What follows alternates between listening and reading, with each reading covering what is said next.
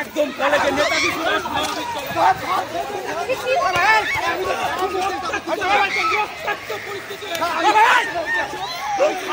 আপনারা দেখছেন নর্থ বেঙ্গল সমাচার, উত্তরের বার্তা, সত্যের পথে।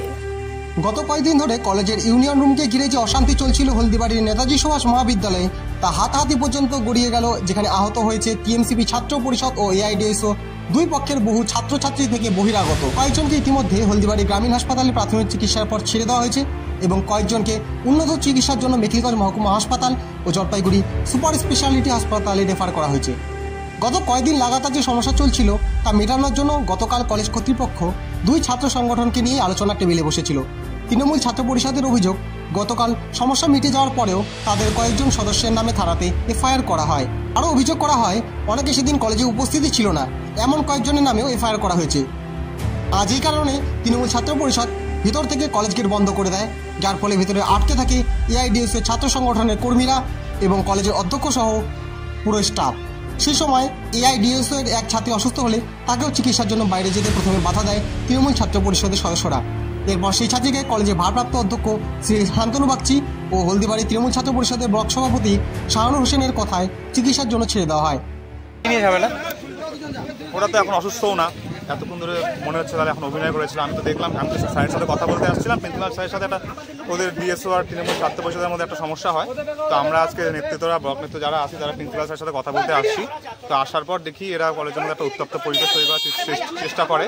সেইখানটায় এদের মধ্যে কলেজের রেগুলার ছাত্রদের মধ্যেই আর কি, সবাইকে তো আইডেন্টিফাই করা যাচ্ছে না এই মুহূর্তে, যে ওদের মধ্যে একটা সমস্যা হয়।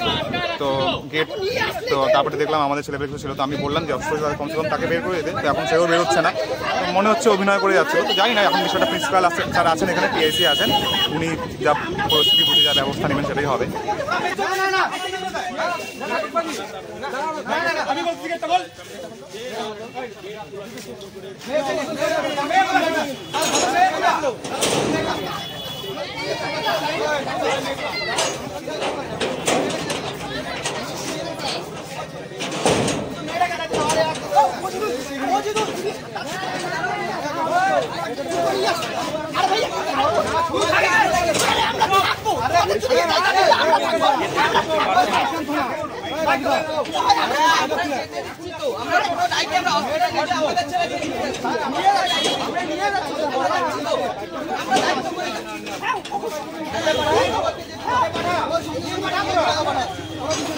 এরপরেও বাকি এআইডিএসও ও টিএমসিপি ছাত্র পরিষদের ছাত্রছাত্রীদের মধ্যে উত্তপ্ত কথা কাটাকাটি হয়, জড়িয়ে পড়ে এরপর হাতাহাতিতে।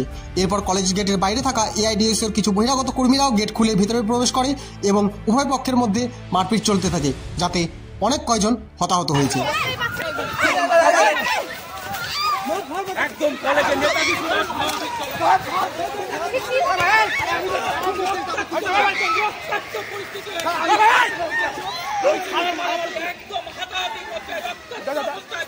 ছাত্রছাত্রীদের মধ্যে একদম সরাসরি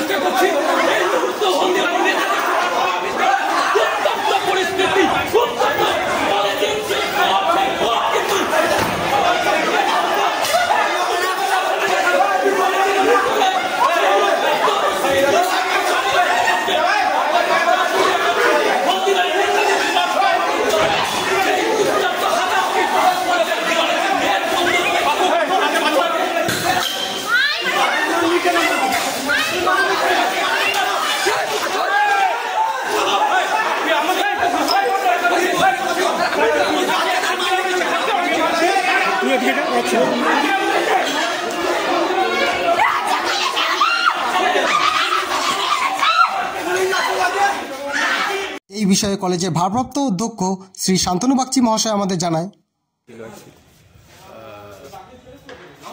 কালকে 4 তারিখ আমাদের মধ্যে আলোচনা হয় টিচার্স, নন টিচিং স্টাফ এবং ডিএসও স্টুডেন্টস, এদের মধ্যে আলোচনা হয় যে 3 তারিখ যে ঘটনা ঘটেছিল তার পরিপ্রেক্ষিতে 4 তারিখ আলোচনায় বসবো এবং 4 তারিখ গতকাল আলোচনা হয় 4টা পর্যন্ত এবং তখন ব্যাপারটা সেটেলড হয়ে যায় এবং তারপর আমি আজকে শুনলাম যে তারপরও ডিএসও স্টুডেন্টসরা কেস রেজিস্টার্ড হয় এবং আজকে টিএমসিপি স্টুডেন্টসরা এসে আমাকে বললো যে আমরা ছিলাম না, তবু আমাদের নাম আছে এবং এটা কেন হবে যে কলেজে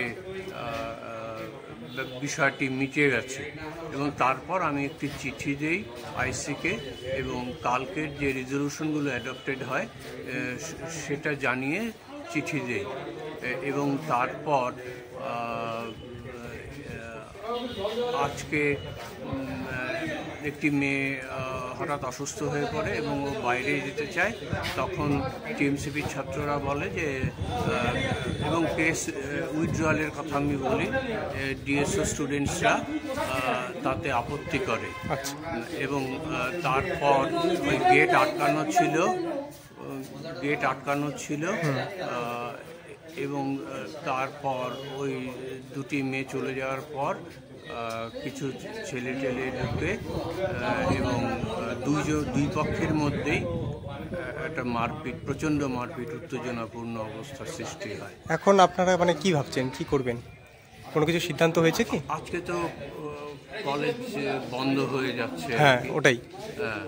তো আমি চাই যে এর একটা সুষ্ঠু সমাধান হোক, কলেজে যাতে সুষ্ঠু পরিবেশ বজায় থাকে এবং শান্তি শৃঙ্খলা বজায় থাকে এবং উত্তেজনাপূর্ণ সিচুয়েশন না তৈরি হয় এবং পঠন পাঠন যাতে অব্যাহত থাকে এবং পঠন পাঠনের উপযোগী যাতে পরিবেশ কলেজে থাকে। ঠিক। আপনারা দেখছেন নর্থ বেঙ্গল সমাচার, উত্তরের বার্তা, সত্যের পথে।